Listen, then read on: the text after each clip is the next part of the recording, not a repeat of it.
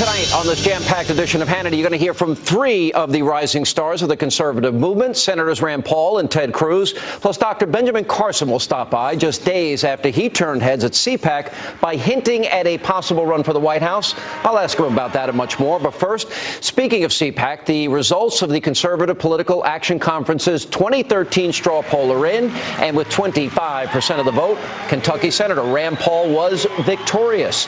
Now, attendees were likely not only impressed by his remarks on Friday, but also by his impressive filibuster performance earlier this month. Now, Florida Senator Marco Rubio came in a close second. He got 23%. Former Pennsylvania Senator Rick Santorum, he rounded out the top three. He had 8%. Chris Christie, governor of New Jersey, he had 7%. And former vice presidential nominee and Wisconsin Congressman Paul Ryan, he had 6%. And here with reaction to Saturday's straw poll and the results and much more, the man who came out on top, Kentucky Senator Rand Paul. Senator, how are you?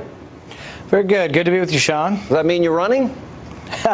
Well, I can tell you it was invigorating. I mean, it was exciting. There probably was 2,000 young kids in the audience and standing and chanting. And if you want to find some energy for the conservative movement, you see it there at CPAC. You know, it's one of the biggest convocations of young people that you'll see all year long. You took a different tack than some of the other speakers, and I actually found myself in agreement with you, and that is the Republican Party needs to get tougher. I'll be honest, I was disappointed this weekend when John Boehner said he absolutely trusts Obama. I don't trust him. He has been duplicitous. He's been trying to ruin the Republican Party, get Boehner fired. Why would he say he trusts him?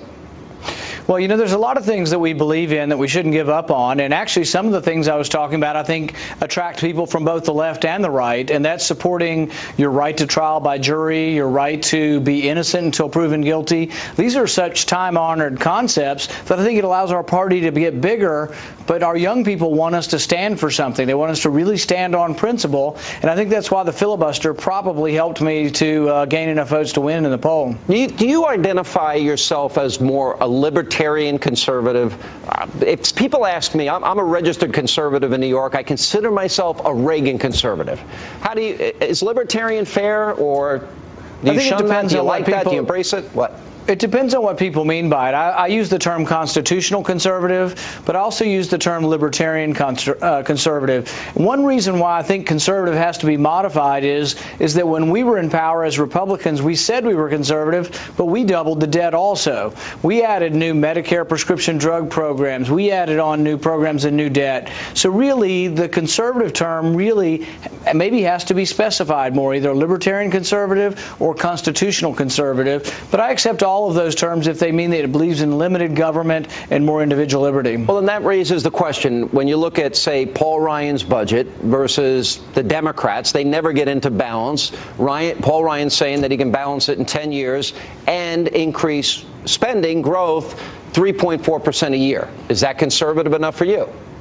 Well, we're tugging him in the right direction. Last year, you know, my budget balanced in 5 years. Mike Lee had a budget that balanced in 5 years. And Paul Ryan's budget was 28 years to get to balance. This year it's in 10, so I think he's coming in the right direction. Now, he does things a little bit different, and I'm not saying I'm that critical. He tries to bend the curve of spending to slow down the rate of growth. What I do is say certain things just shouldn't be done in Washington. Department of Education, I'd send it back to the states. That's what Reagan said. That's what the Republican Party said. I'm one of the few who will dismantle some of the big bad things in Washington and just say that should remain with the states and the people. That's the only way you'll ever shrink the size of government, is eliminating some departments. Yeah, I agree with that. I think the states would do a better job. I mean, they would be serving the needs of the people in their community, which makes a lot of sense. I was really in agreement with you over, you tried to get your fellow senators, and I was disappointed in some Republican senators, to defund or at least put on hold the money that were given to the 9/11 truther and the former terrorist that refers to the Israelis as descendants of apes and pigs, Mohammed Morsi. Why are we giving this guy F-16s? Why are we giving him tanks? Why are we giving him $1.5 billion a year? It's beyond me. And, you know, we've closed down White House tours, but President Obama somehow found $250 million extra to give to the radical Islamic government of Egypt. It makes no sense at all. And I'm trying to get another amendment right now. I have an amendment that would cut off aid to Egypt unless President Morsi publicly reaffirms the Camp David Accord, publicly recognizes Israel, and says that he recognizes recognizes the peace treaty or they get no money, because I don't think he'll publicly say it. I think he's catering to this radical Islamic mob, and I don't think I'm afraid he will not uphold the treaty, and he ought to publicly say he will do so before he gets any more money. All right, tomorrow you'll be speaking to the Hispanic Chamber in Washington, and you will be unveiling what you call Trust and Verify, which is your immigration plan. How is it different than, say, what Marco Rubio is proposing in his plan, or the president? What we're trying to do is add teeth to that bipartisan plan. We want to make sure that border security is in there. As conservatives, we've always worried that, well, you're going to give them legal status and say we get border security later. Well, it never comes, like so many liberal promises. So what we're asking for is every year we get to vote on whether the border is becoming more secure, and all of immigration reform is dependent on those votes. But Congress gets to vote, not the administration report. Congress gets to vote on whether or not the border is secure. All right, I support that as well, because if we don't secure the border, first of all, the number one threat of the border that we have are those terrorists that can cross over, number one. Number two, the problem never goes away.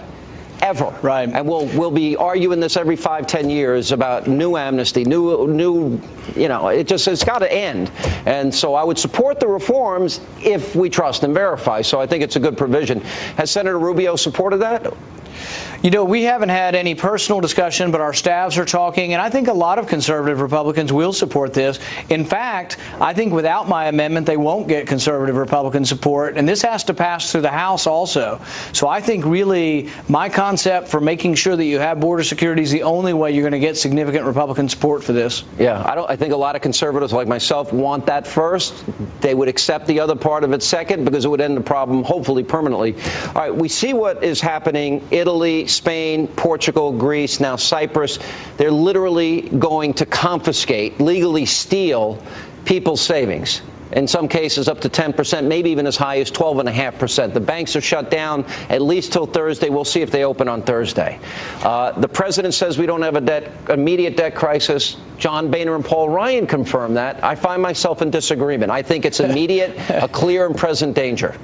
Well, here's the thing about the president and his word immediate. You know, he says you have to be an imminent threat before they drone you, but that doesn't have to be an immediate threat. So he has a little bit of nuance between the words imminent and immediate with regard to drones. I think with regard to debt crisis, he's just flat out wrong. We do have an immediate problem. It's gathering storm. It's going to be enormous, and if we don't start working on it now, it's going to get so big we may not be able to stop it. We can become Greece, Spain, Portugal, Ireland, Italy, because they're all suffering, and because of too much spending, too much debt, deficits too high. All right, Senator, congrats on your big win. And I know when you announce if you're running for president, you'll do it here. You want to make that promise? Oh, yeah, absolutely. We didn't already announce it, did we? Oh, that's right. No, we didn't say anything about that. I'm just checking. All right. Thank you, Senator. All right.